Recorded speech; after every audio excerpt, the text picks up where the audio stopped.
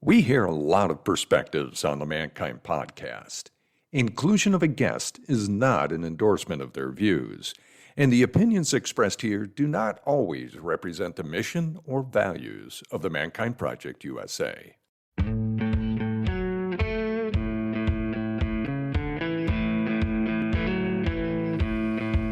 Looks like the rain has gone. G'day and welcome to another episode of the Mankind Podcast. I am your host, Brandon Clift, and today we dive into the second part of our series of the foundational male archetypes of our psyches. Now, if you haven't heard our previous episode with Doug where we started with the lover archetype, I recommend you start there because it really sets the scene for how the lover archetype really is one of the first energies that we develop and engage in from early life. But not far behind that is the warrior. Now, it's been a real privilege for me to get to spend this time with author and Jungian analyst Doug Gillette, because his book, King, Warrior, Magician, Lover, which he co-authored with Robert Moore, has in many ways been the Rosetta Stone for my men's work journey. It has been the framework that I've been able to better understand my life and my place in this world. And the warrior archetype, I have often shared with people, was my black belt for the longest time. As someone who is very ambitious, as someone who is always strived for more. I mean, if anyone's familiar with the Enneagram, I've been a 3 for most of my life. So it's always that striving for more and doing more, which caused me to, build a somewhat successful business, but then almost lose it for the exact same reasons that I had built it. Or perhaps lost it in the same way that I'd built it, because it was this overexertion. It was doing more. It was my self-worth was determined on my outward success. I am not who I am what I do. And if you're a man listening out there, perhaps the scripts that you were given from a young age is men are the doers. They get things done. They're the warriors in culture. If you need things done, men will do it because they have access to that warrior energy. Perhaps it's testosterone, perhaps it's these scripts we've been given, but one thing I do know is that many men do not have a healthy relationship with their warrior archetype. Now, I believe you're going to get a lot of value out of this episode. We discuss how the warrior has turned up all throughout history in a healthy way, and we've discussed how it turns up in a horrible way. We talk about the shadows of the warrior, the sadist and the masochist, but we also talk about the journey back. How do you get back to a warrior in his fullness? So I believe you're going to really enjoy this episode as we dive into the warrior archetype. And my encouragement to you as you go through the series and listen to these archetypes is perhaps just think back to times in your life where you have both been in the gold of your warrior, in its fullness, and honor yourself for that. But also perhaps be bold and brave enough to reflect back on times where you have been the sadist or the masochist, when you have been the shadow warrior. Because it's with that awareness that we can then choose how to act differently and behave differently in the future. So I hope you get as much out of this interview as I did, spending time with author and Jungian analyst of the King, Warrior, Magician, Lover, Doug Gillette. Enjoy.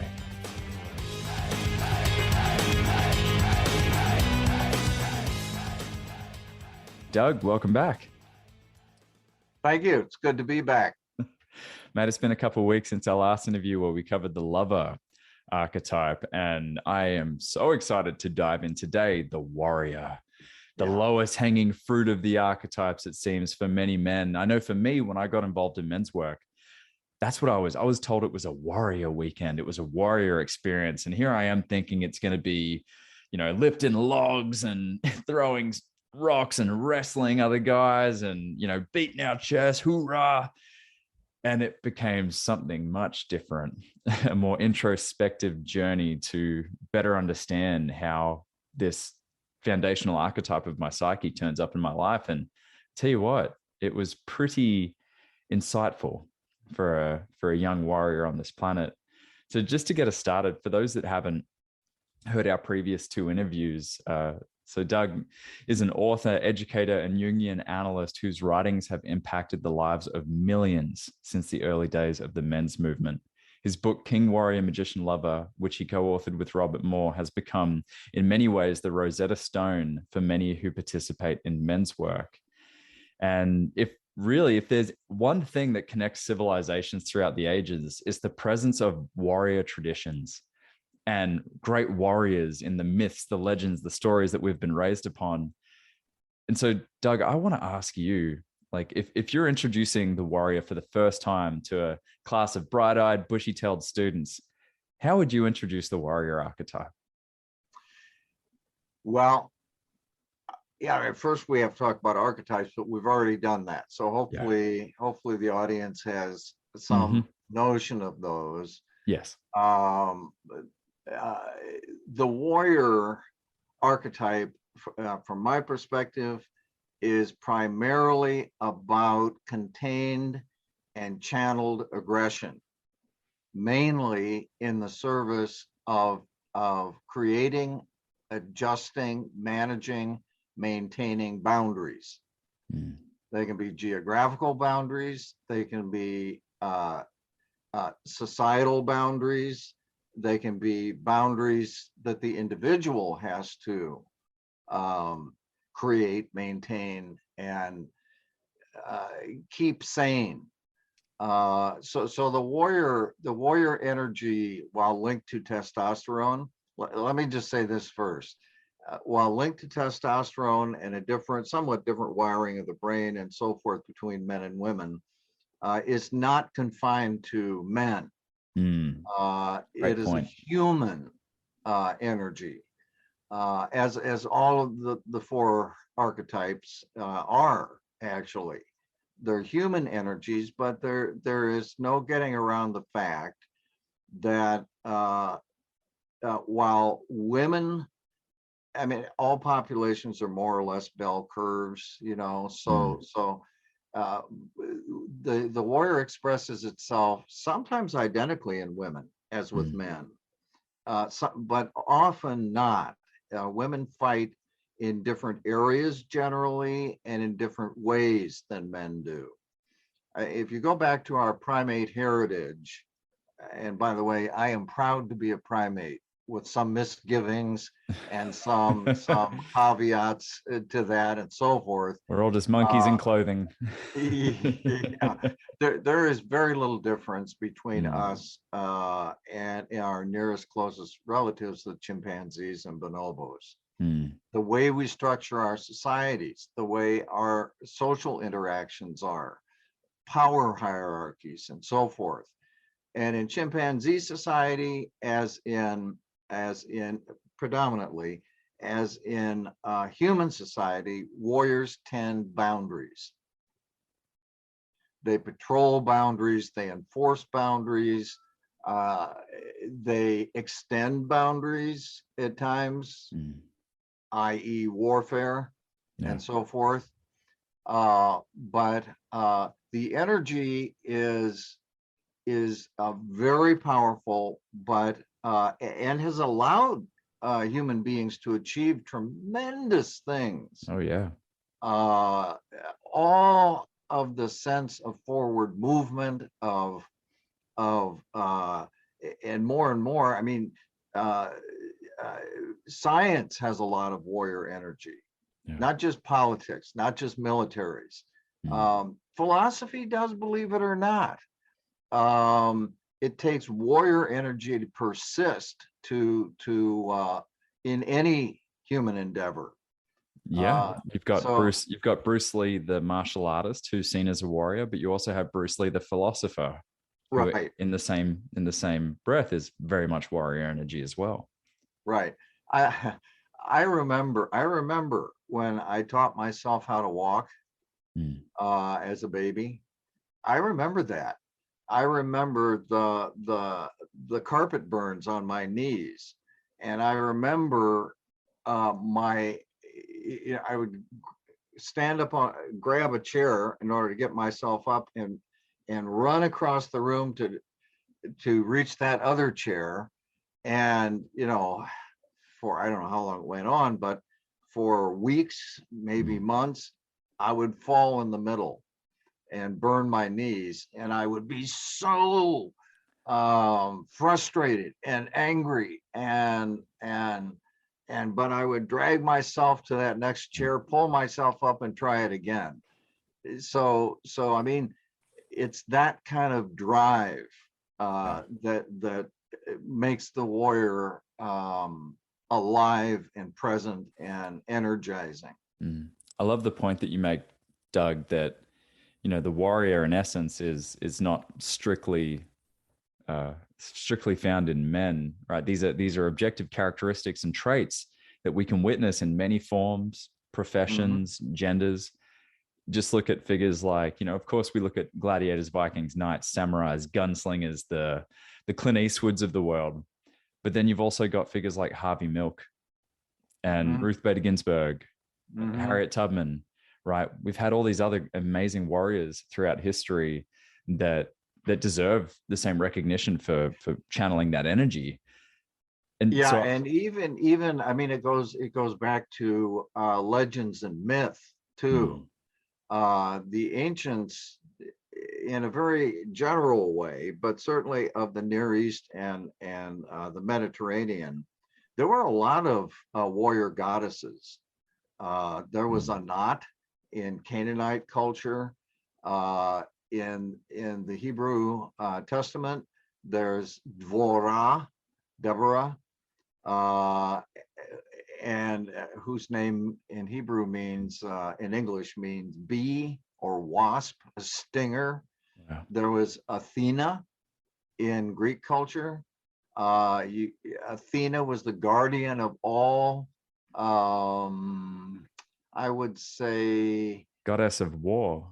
she was the protector of civilization, of cities, and the civilization that cities focused and channeled and created, particularly, of course, Athens. But she was the intimate companion of warriors that were, I would say, like Odysseus, who were maybe not straightforward. Odysseus certainly wasn't, but had a worthy goal. His goal, Odysseus's goal, was to finally somehow get home to Penelope, and Athena helped him in every way that a supernatural power could to achieve that. Wow! So there we have it. We can witness the warrior in many areas. In our previous interview on the lover, we spoke to the bipolar shadows, right? If we drew a triangle and drew a horizontal line through the middle, in the bottom two corners of that triangle, you have the active and the passive pole, right? You could say. And with the lover, we had the addicted lover in the active, and we had the impotent lover in the passive. Now with the warrior, many people have had their heads stepped on with a boot as a result of the shadow bipolar forms of the warrior's aggression. So I want to introduce and speak to these bipolar shadows of the warrior archetype, those being the sadist and the masochist. Could I just do one more thing here about warrior characteristics, and then we do the shadows? Please. Okay, warrior and I guess we could say his fullness, since it is associated mostly with men and is fueled biologically in part by testosterone. The warrior, to get back to this boundary thing, the warrior in his fullness is a container and channeler, as I said, of aggressive energy. That requires self-control.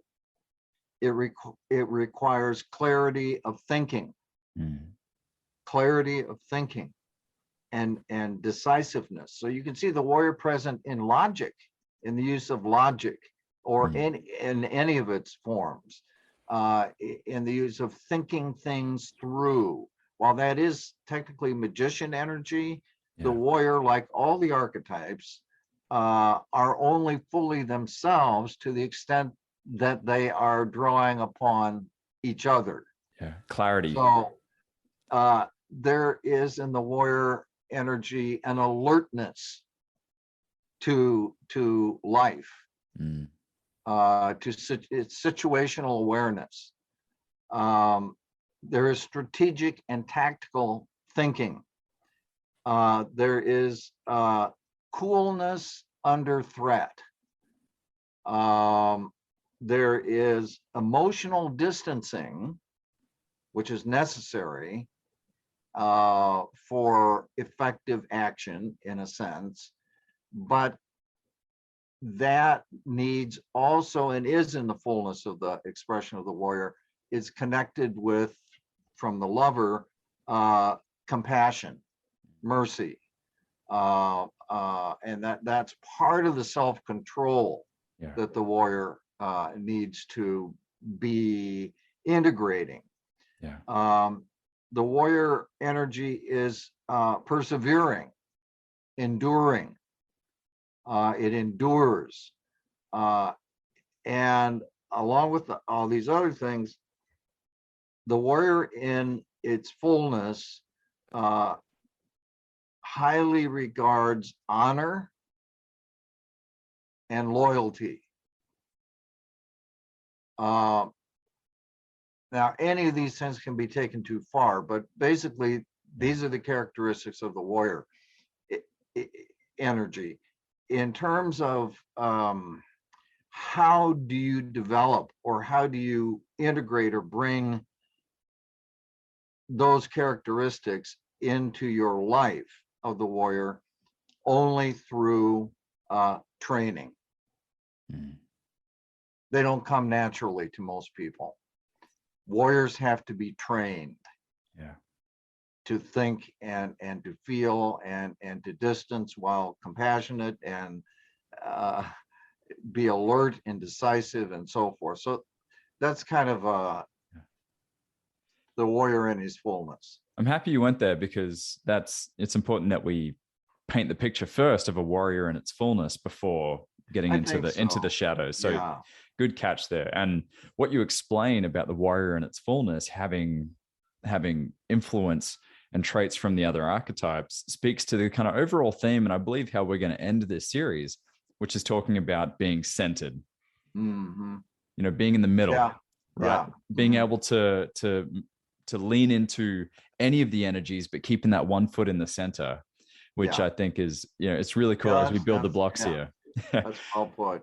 Now, as we go into the shadows, I've heard it explained many times of a kind of a visual representation of the warrior. Is a warrior in its fullness is kind of like a duty-bound knight that has clear orders, clear instructions for the king. The sword is sharp. The warrior doesn't touch the hilt of his or her sword without first having intention and knowing what to strike. Like the samurai, if you ever see them cut bamboo, it's not that easy to cut the bamboo. If you don't hit it precisely, that sword's going to bounce right off. And so every strike is done clean with intention and a sharp sword.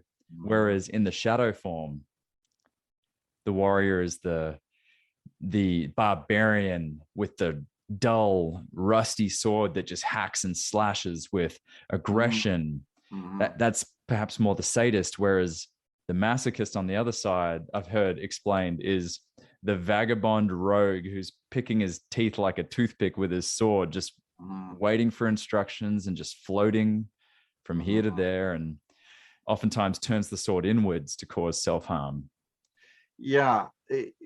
As we move toward the shadow, this discussion of the shadow, I do want to suggest that there's a gray area where the warrior in his fullness begins to move from creativity, in that sense, the creativity of appropriate boundary setting and maintenance and so forth, as well as channeling drive and energy, begins to move into a shadow area where he or she, the human being that is accessing this energy, becomes obsessive, becomes workaholic, perhaps, Yeah.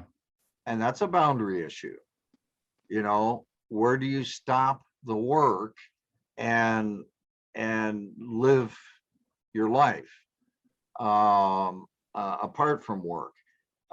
And I mean, it's a cliche, but it is true.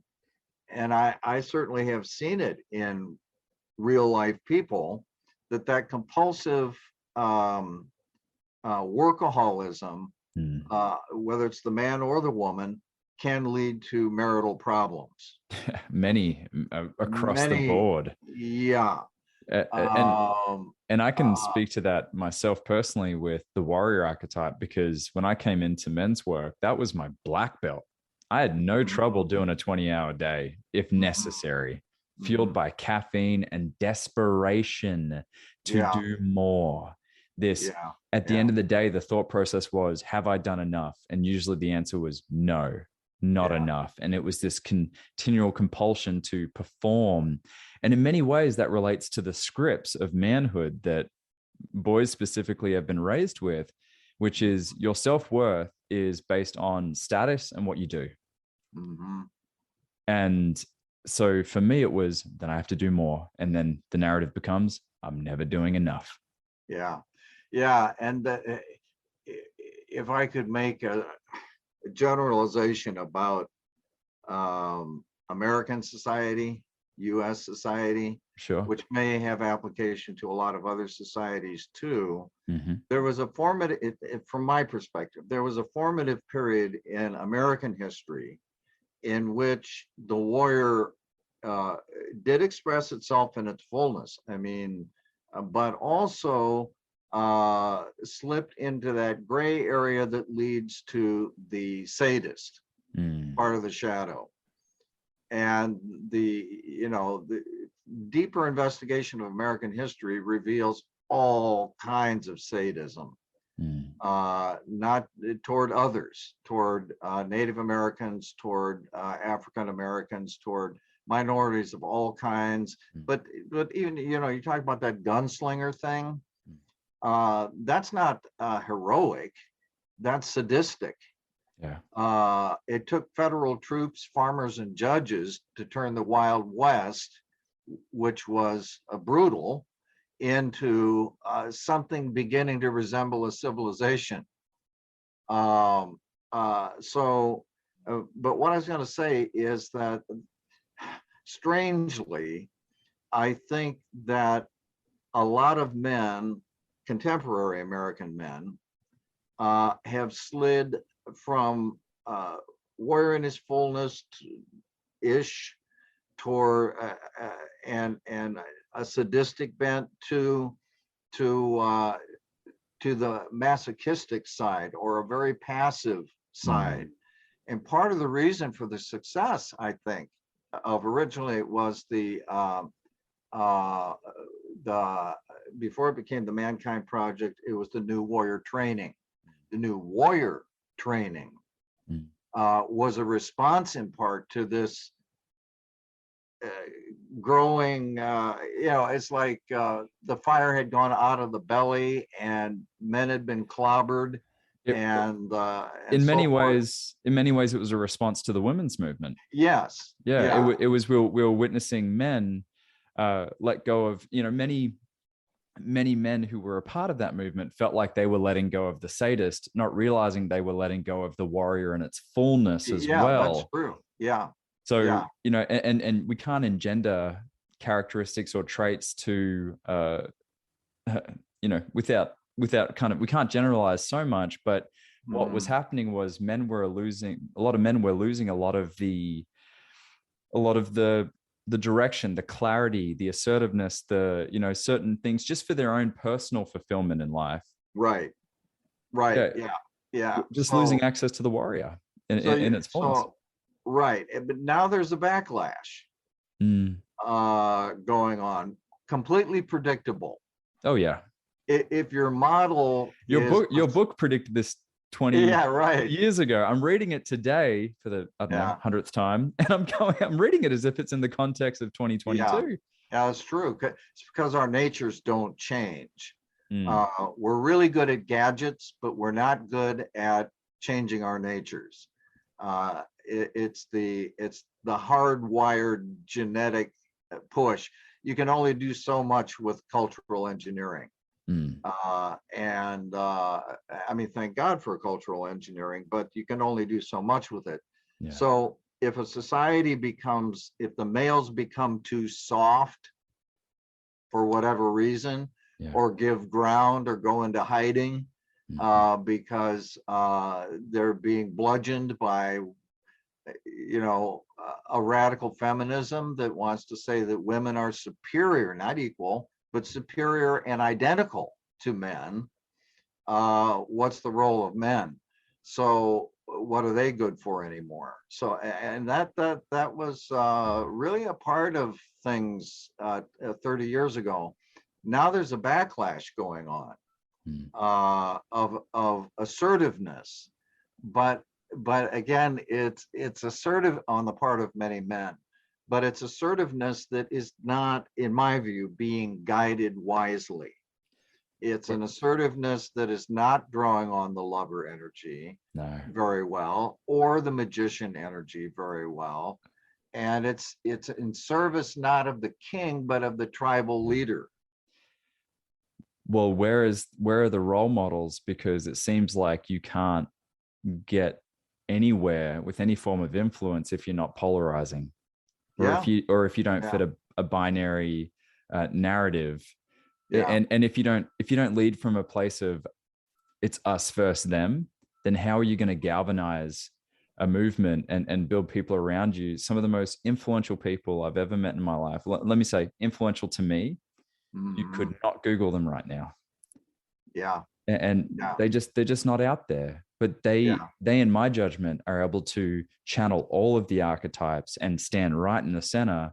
Yet the role models we have out there, it's this extreme to that extreme. It's this extreme versus that. Oh, that's true. And that's a sign of psychic disintegration as a people, I think. But it isn't just the people, it's individuals. Individual men and women are struggling with, again, identity, consolidated identities. Consolidated identities are only possible if you have clear the boundaries. The boundaries, again, have to be patrolled, protected, and maintained. And it's tricky. And the warrior does that. It's tricky because it's much easier to build a 3-foot thick wall. In other words, an impermeable boundary where you don't let others in, other ideas, peoples, individuals, etc. It's much easier to do that, or to just have this open border kind of thing, where you are taken over and overrun, basically. And you can see how tricky. I mean, you can see graphically, historically, politically, socially, this thing about our southern border. I mean, there it is in a tangible form. What is the appropriate border? Is it a wall that keeps everybody out? Is it just wide open space that allows us to be overrun? Or is there some kind of sane kind of permeability that is a balance? Amidst a sad reality, it's also a fantastic metaphor. It is. It is. I mean, here we are. But to bring it back to the individuals have the same issues with their boundaries. So, having said that, maybe we can segue into the bipolar shadow. The sadist builds thick walls to protect, let's say himself in this case, to protect himself from his vulnerabilities. He builds a thick wall, and that wall includes such things as being antisocial, being tribal, being too rigid, too formal, too distanced. Again, that distance and compassion thing is part of the boundary thing. Distancing emotionally is necessary for certain acts of aggression, like when you're on the soccer field, for example. You have to have a certain emotional distance from your opponents, but at the same time, you have to be have enough of a permeable border so that when the game is over, everything's okay between you and your opponents, as one example. If you distance too far, if your wall's too thick, you become schizotypal, as they say. That's a new word for me. Yeah, schizoid or emotional distancing. Okay. That really is so far advanced that you cannot have warm, intimate, lover-charged relationships with others. That allows you to be sadistic. Yeah. You know, to the extent that we dehumanize other individuals, other groups, etc. To the extent that we do that, we are freed to be sadistic. If you're enjoying the Mankind podcast, how about checking out an online men's group? Imagine a brotherhood where men really listen and support each other to be the best of who they are. It's free, confidential, and facilitated. Groups are available multiple times every week. Just go to bit.ly/open men's group to learn more. This is what I witness when there's a January 6th riot. I witness a bunch of sadists. Yeah, they're sadists in their actions because they feel so vulnerable. It's a reaction. It's a reaction. Yeah. To, and in general, it's said in psychology that anger is never a primary emotion. It's always a secondary emotion. It's always covering fear, alarm, sense of weakness, vulnerability. It's how the organism mobilizes to defend itself. So January 6th, I'm sorry to say, again, was completely predictable. Yeah. Completely predictable. So anyway, sadism is, I think, underneath sadism is terror, is fear. And the rage that comes out in sadism, whether it's hot rage or cold rage, is a way, it shows you that the individual feeling that and executing on that feels inferior, vulnerable, and weak. Backed in a corner, survival mechanism turns on, and the lowest hanging fruit for many is unchanneled anger, which turns into rage. Right. Yeah. But that shows you that the two poles of the warrior shadow are intimately interconnected, because we'll say the man in this case, but it goes for women too. The person, the man who, excuse me, who has to feel that and act it out, the cruelty, the passion for destruction, the burn it all down, the hatred for the weak,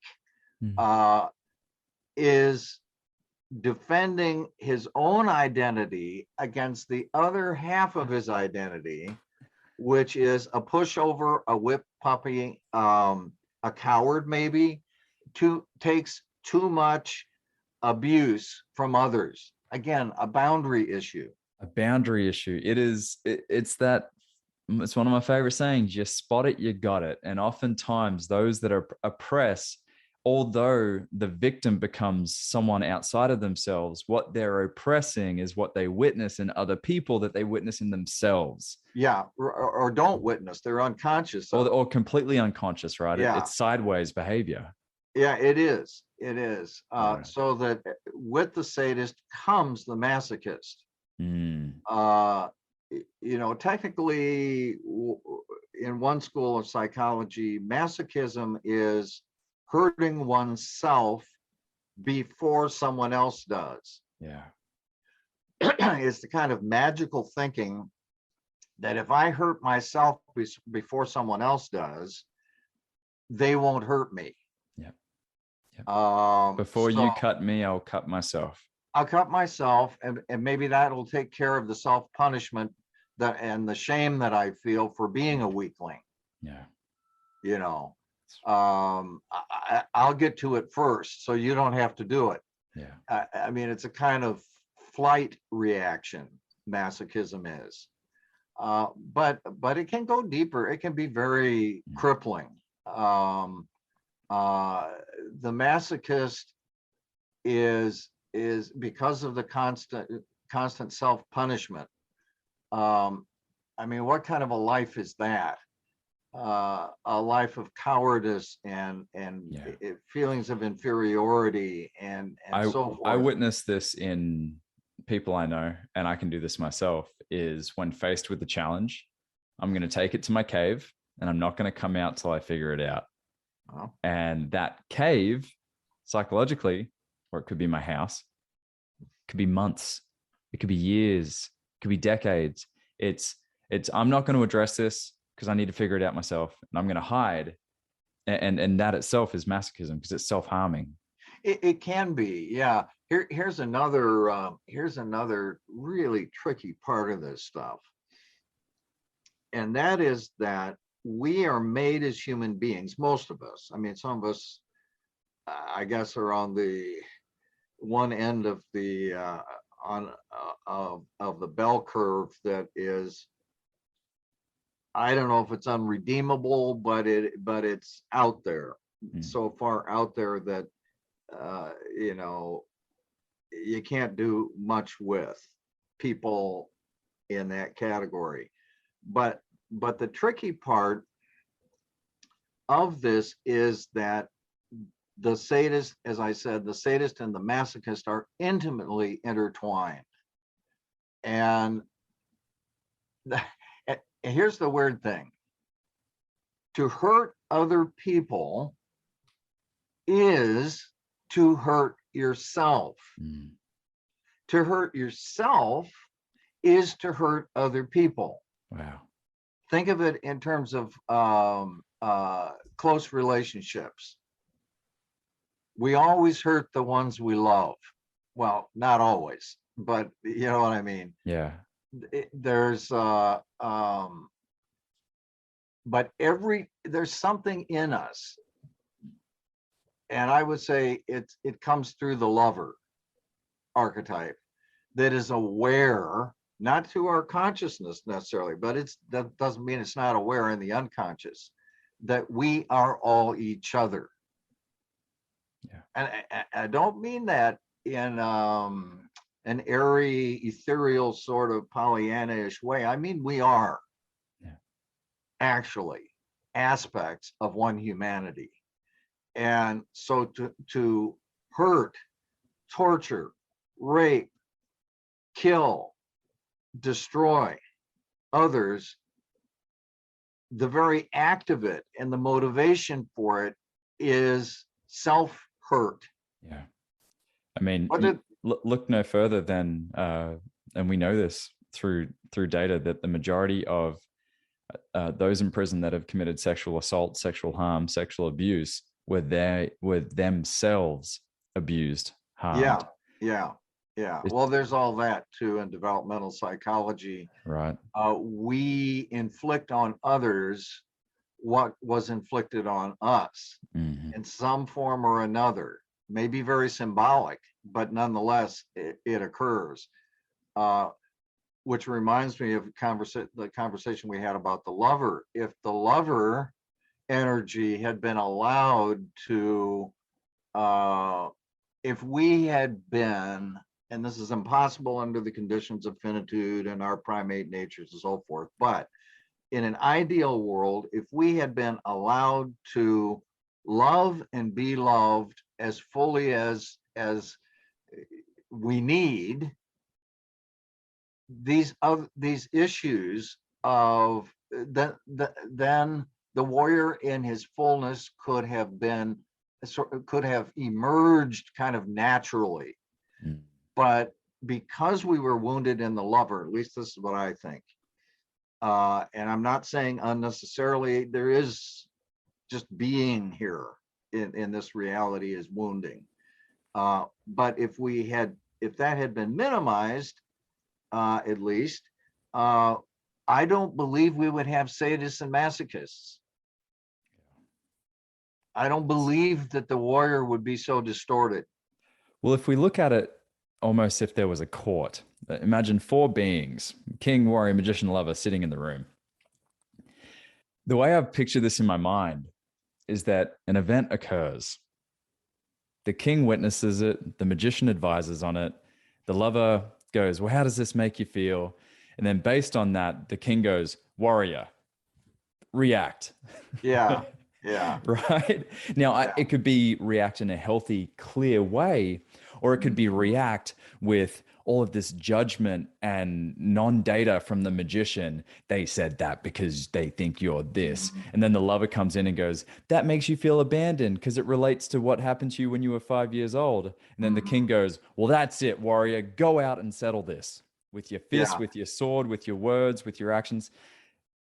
So in my mind, that's how I picture it, is there's this cord of support that informs the other as to what's happening. Yeah, absolutely. The warrior, in a sense, is the wick at the end of the whip.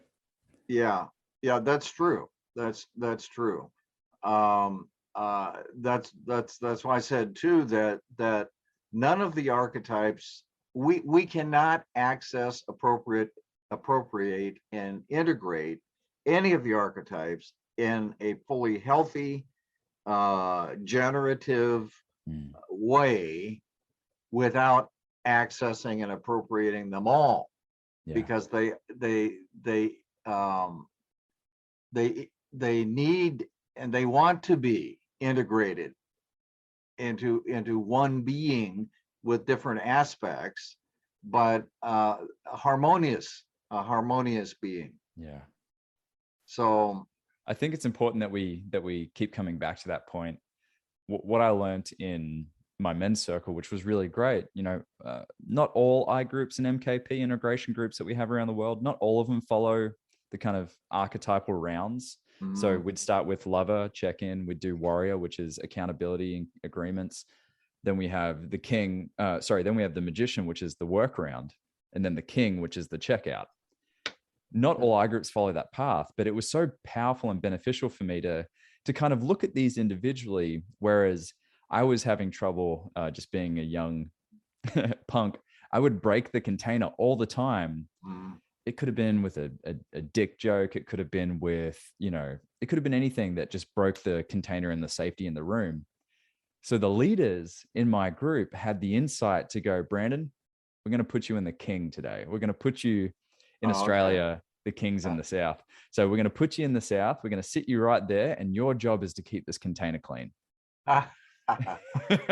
And so it was, so I would have to spot the behaviors in others that I was then, I was the perpetrator of. Yeah, it puts you in a different role and it raises your consciousness without shaming you. Bingo. That's another thing that contributes to the bipolar shadow of the warrior. Shame. Masochists are aware that they feel shamed. Sadists, that sadism thing is so powerful.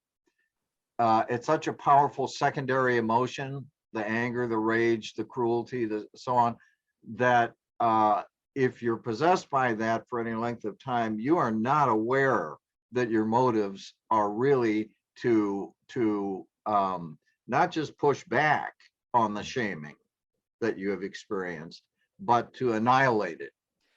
I have a perfect antidote for this, I believe. I was at a party with a group of friends. Alcohol was involved. And one of the people in our group said something that was perhaps archaic, very, very hurtful to many people in the room. And the reaction, because I didn't have something I've been working on is calling people in, not calling people out. But the reaction was to jump on him. And so people were like, misogynist, and really coming down on him. He'd had a bit to drink. The only way he knew how to react was to double down. Mm-hmm. Next thing you know, he's trying to lead an argument and conversation about blah, blah, blah, blah, blah. There was no productivity to be had there. Yeah. He felt the shame and he doubled down on his attack. Yeah. Built the wall thicker, manned Mm-hmm. the fort. Yeah. Well, I mean, these things we're talking about are real issues, not only on the global stage, societal stage, et cetera, but in our individual lives, as you're suggesting. Mm. And again,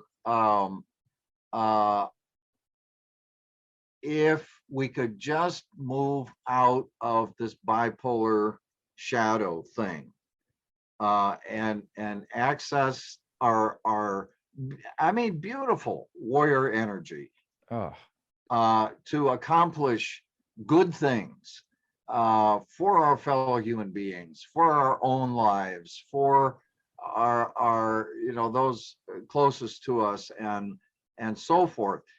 What a different world this would be. I mean, but it really is hard work. It's hard work. It takes discipline. Like you said, it takes training. The warrior requires training. It does. It's too bad that human beings have to struggle without training, or that they should have to struggle at all to be full, whole, happy, healthy, creative. But we do. This is a great point. I pulled a quote from the book that I wanted to share. And I think this is a good segue to talk about the journey home, because I really loved what we did with the lover, how, we talk about how we can leave the fullness of the lover and fall into the bipolar shadows. But then we spoke about how to get back, how to get back into fullness, and what is required to maintain fulfillment in that archetype. And so in the book, I know you and Moore argue that despite the justified fear and suspicion, the warrior archetype should not be approached with hostility and condemnation, which is how we have reacted to the warrior in most cases. And in the book, you say, and I'll say it verbatim, is we can't just take a vote and vote the warrior out. Like all archetypes, it lives on in spite of our conscious attitude toward it.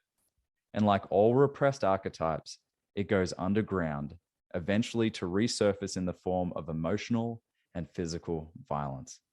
If the warrior is an instinctual energy form, then it is here to stay, and it pays to face it, meaning it pays to do the training. It pays to do the work. It pays to do the reflection. It pays to sharpen the sword and hone this warrior archetype. And what we witnessed in response to the women's movement were a lot of men that were letting go of the warrior. They were letting go of the warrior. There is, I believe there is every good reason to create equity between genders, between race, every good reason, but to let go of that warrior archetype.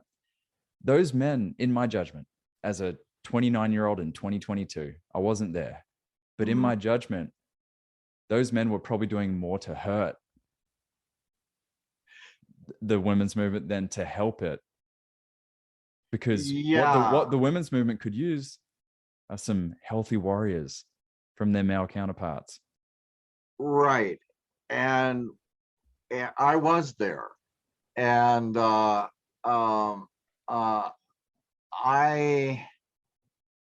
I had to go on a journey myself once the women's movement became, I would say, sadistic itself toward men, and shadow warrior, through the feminine, was released against men and directed at men. Probably a necessary stage in Sure. trying to, reach equality, which we still haven't reached in many ways, but also immensely destructive and hurtful Fire to with fire. men. Yeah. And I firsthand, as a father of a daughter who's now 25, I saw that shaming of boys. Again, I say maybe it was a necessary stage, but it again, whenever you hurt others, you're gonna hurt yourself too. I mean, we just can't get away from that. Yeah. And my daughter would report what went on at high school dances, for example. Very little romantic music, very little slow dancing, and very little interaction between the boys and the girls. The boys were afraid of the girls. The girls were decidedly not in a mood for romance, for opening car doors for them and that sort of thing. Romance was a casualty of radical feminism. By radical, I mean the animus-driven feminine warrior clobbering men. Now, but there is a war between the sexes. Let's not talk anymore about that. There always has been. There always will be tensions between the genders and the intermediary and other genders that we are more conscious of now too. Yeah. But again, to the extent that we hurt others, genders, races, cultures, tribes, we are hurting ourselves. We are sowing the seeds of our own destruction. And as I say, there was something beautiful about the power of the feminine warrior. There still is. And yet, at the same time, to the extent that sadism is released, out of feelings of inferiority and vulnerability against the opposite gender, you're going to get a reaction. Yeah. And that it goes both ways. But anyway, we can move beyond gender.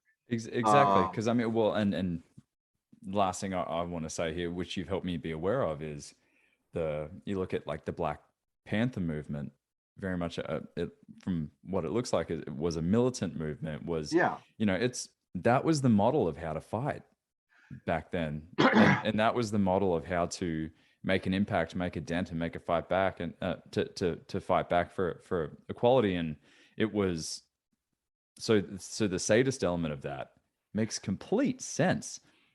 Yes, it does, and I wouldn't put that in the past.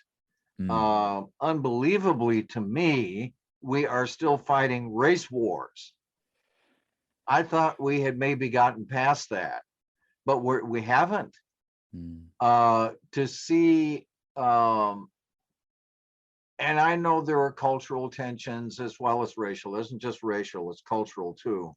But to see this going on and on and on. White predominantly, not always, police, in some circumstances you could say murdering Black men primarily. Black men, that's sadistic. I mean, I'm not going to name names, but the TV stuff that we've seen, the clips of certain recent, police actions, that's sadistic. Yeah. I mean, to have subdued somebody and have your knee on him until he can't breathe, Yeah. and the look on the face of the officer, that's sadism. Yeah. Completely detached from the humanity. Intentional, murderous cruelty. Well, I won't say intentional because I can't go inside somebody else's head, but it's what it looked like. Yeah. The expression on the face. Okay. So then you get this enormously destructive, but sadistic reaction. Yeah. I mean, I live on, suburb of Chicago. For a while, the city was, much of the city was, and it's still under a threat of hourly violence in all kinds of neighborhoods. Yeah. But for a while there, the riots and the protests that became violent, it was Battlefield. Yeah. Yeah. And so, and of course, when you're in the shadow warrior, your actions, though sadistic, seem completely justified. I was just gonna say, you can justify it in the moment. Yeah, in the moment. Yeah. Shooting people, Yeah. not old enough to carry a gun, and you shoot 3 protesters, killing 2 of them. I mean, fear Yeah. on the part of that kid, I think. Yeah. And at the same time, a sadistic. So anyway, So shadow warrior stuff from whatever gender, whatever the circumstance, whatever race, is not healthy and has no end. And it's everywhere, Everywhere. as we've discussed today. Right. And so with the couple minutes we have left, let's talk about the journey to wholeness and fulfillment in the warrior. Yes. Because this for me, I tell you, Doug, when I can tap into my warrior and its wholeness, mate, there is no stopping me. I can tell you right now, there is no doubt, there are no concerns, there's no judgment of myself on the path. It's left foot, right foot. Every step is intentional. Relationships get deeper, the work gets better, the reward is even greater. It's like being a penguin on its belly, just sliding through life. It's amazing. So yeah, it is amazing. Yeah. There is no easy answer that I have to give to moving, certainly not for broad sections of society, genders, races, etc., for moving out of the shadow expressions. The one thing I would say is, as individuals, ultimately as societies, hopefully, bring the lover energy in to modulate that rage, to help tamp it down and moderate it. Bring the magician in, yes, to aid in the thoughtfulness and the clarity business and so forth, and also put the warrior consciously within, put the warrior consciously in service of the sovereign, king, queen. And I don't mean the tribal sovereign, I don't mean the political party sovereign, I don't even mean a particular God image. I mean, acknowledge and place the warrior in the service of humaneness. Now, the easier said than done. What's required? Opening to all to the other 3 archetypes, and through disciplined training, integrating them, and being able then through that to identify and to be conscious of when you are in the warrior in his fullness and when you are not. In my mind, as a visual thinker and learner, I think about the warrior, having the armor put on, the sword sharpened, put in the sheath, and to what you said, also having a clear mission. That the warrior has clear orders of, we want to get to this happily ever after, or this greater place.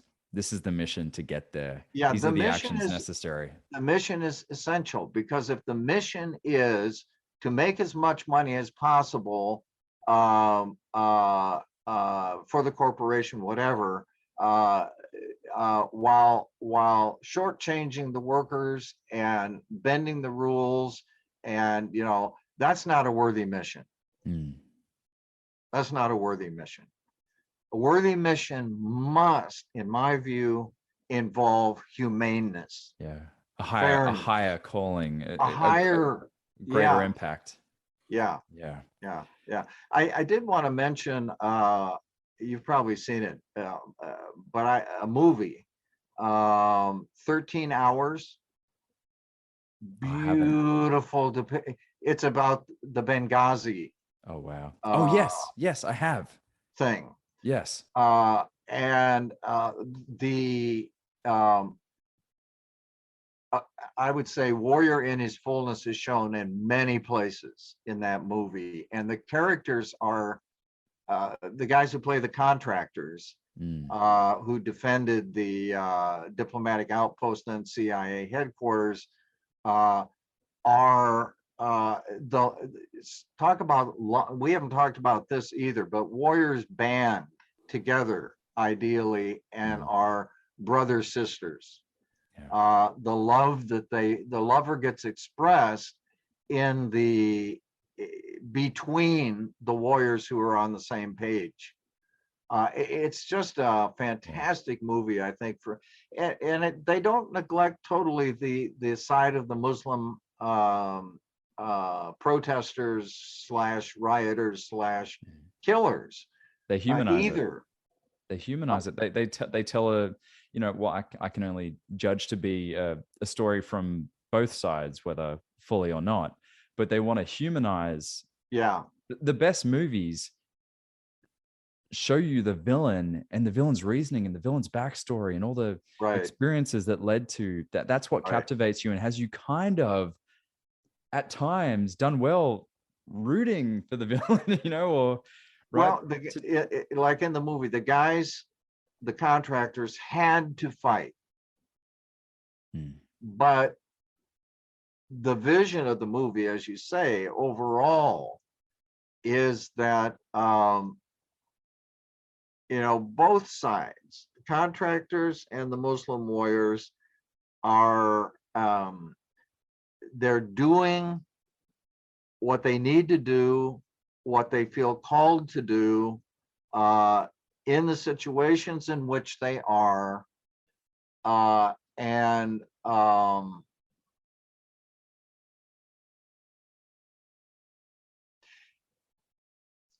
I mean, I'm not sure that humaneness comes into it exactly here, but there is a quality of wholeness. Yeah, that is it's one of those movies, that after I've seen certain movies 5 or 10 times, I could really go the rest of my life not seeing them again. But this is a movie that depicts so beautifully the nuances and the all that stuff, the warrior in its fullness. Well, to the listeners, if you enjoy Jim from The Office, John Krasinski's in it as well as one of the main protagonists. So definitely check that out. Well, Doug, mate, I think we've done a given the warrior a red hot crack, as us Aussies would say. I think we've done a good job to set the scene, really understand how the warrior turns up, what it looks like in its wholeness, how the shadows play.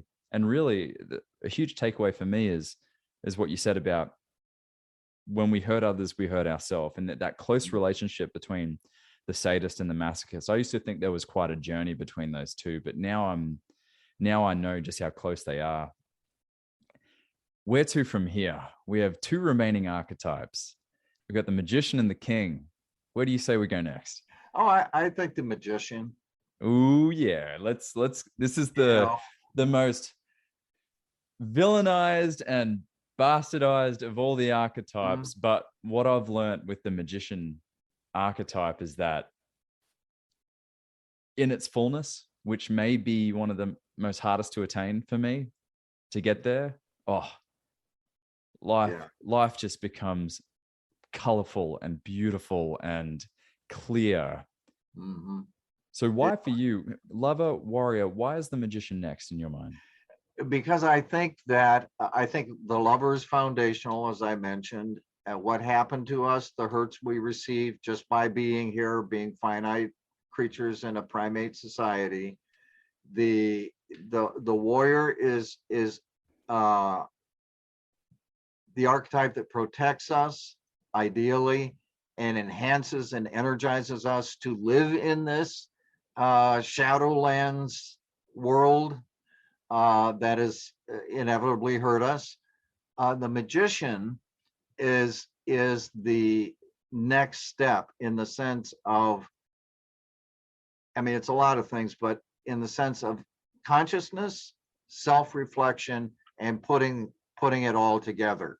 Mm.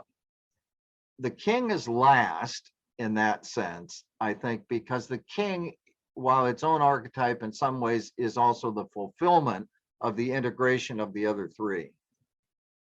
Mm. I hear that. You can't be a good king or queen without having integrated and made whole, more whole, the lover, the warrior, and the magician. Oh. Well, mate, I cannot wait to dive into the magician and then onto the king.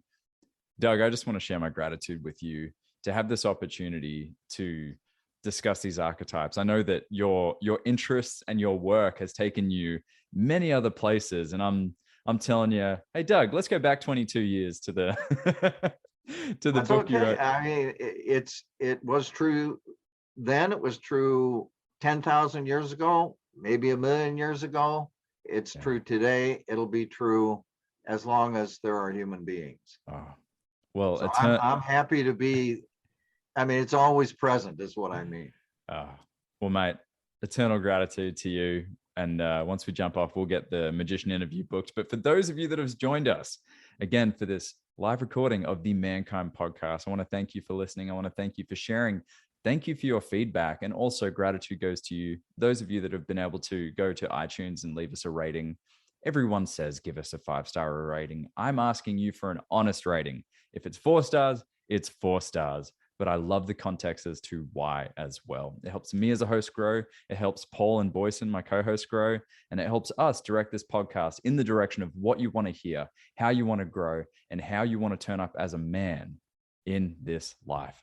So thank you again for joining us for the show where we break the molds of modern manhood to prove there are more than one way to be a man. Lots of love. See you next week.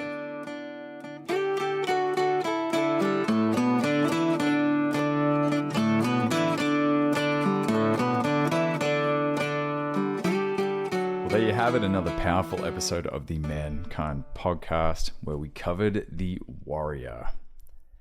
So clearly, all throughout history, we have these stories of ancient warriors and gladiators and Vikings and knights and samurais and gunslingers, martial artists, soldiers, right? All these warriors, both fictitious and real in our lives, that many men have modeled their lives behind. Many men have idolized. I mean, I remember Bruce Lee was the dude for me growing up, and then it was Rambo, and then it was all, line them up. It's amazing now to gain a different understanding of the warrior archetype, to perhaps unpeel the layers of what we have modeled as what it means to be a warrior in culture today, to actually look at, a warrior in its fullness is so much more wholesome than the harsh warriors that we expect, that we try and emulate. So as you've listened to this episode and you're perhaps wondering how to integrate this going forward, of course, we're going to cover that at the end of the series. But one way to really help me get back to the healthy energy of my warrior is to remember my mission in life. I create a world of love and connection by facing the raw and speaking my truth. I create a world of love and connection. So throughout my day, how am I creating that connection? How am I both giving and receiving that love? By facing the raw, by facing my fears. How am I pushing myself each day? And speaking my truth. Well, that's easier said than done sometimes. So I need my warrior to lean into those spaces, lean into that energy so that I can execute that mission.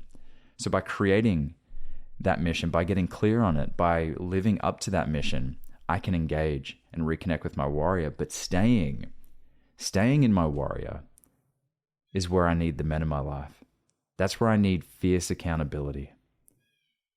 Again, you're going to learn the warrior isn't the one that makes decisions, the king is. The warrior, though, is the one who executes.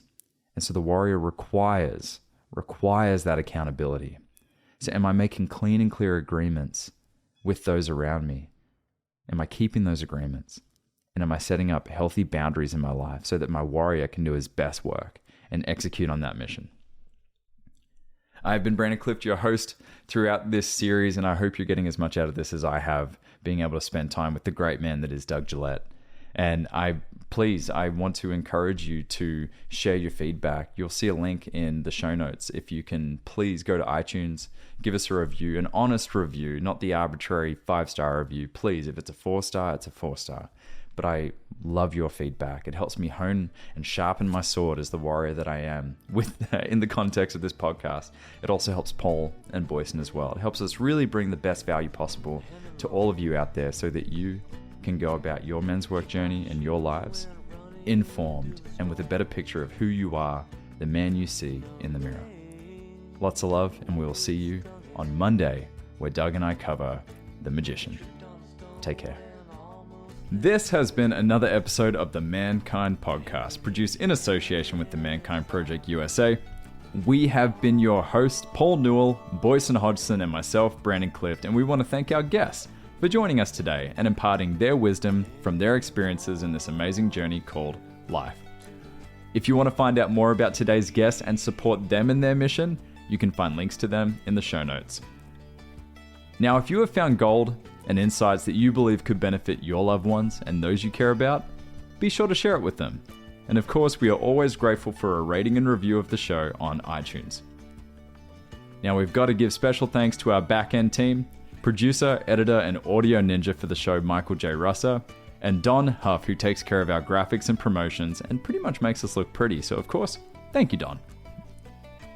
Now, above all else, we've got to thank you, the listener, because through your attention and your support, you have made it possible for us to let men all over the world know that they are not alone and that there is more than one way to be a man.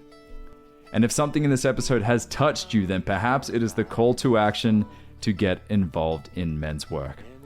With live trainings happening constantly and in-person trainings happening all over the world, the Mankind Project definitely has something for you.